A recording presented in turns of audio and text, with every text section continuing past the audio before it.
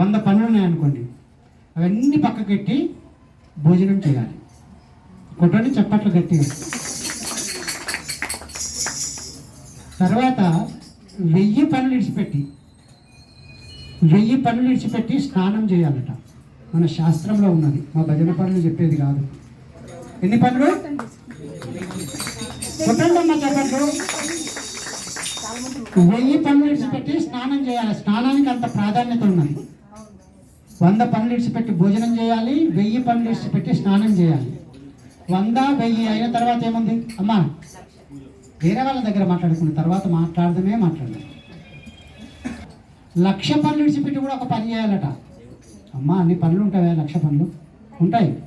మనిషి అయినాక 1,00,000 పనులు ఉంటాయి. నాకేం మస్తు 1,00,000 పనులు చేస్తామంటాం.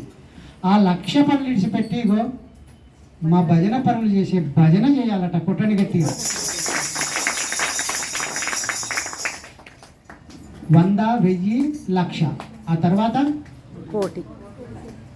కోటి పనులు ఎవరైనా చేస్తారా? ఒకవేళ ఉన్నాయనుకోండి, అవి కూడా వదిలిపెట్టాలంట.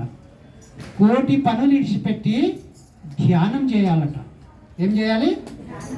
ధ్యానానికి అంత ప్రాముఖ్యత ఉన్నది. ఒక్కసారి ఓంకారం చేద్దాం అందరం. కళ్ళు మూసుకోండి.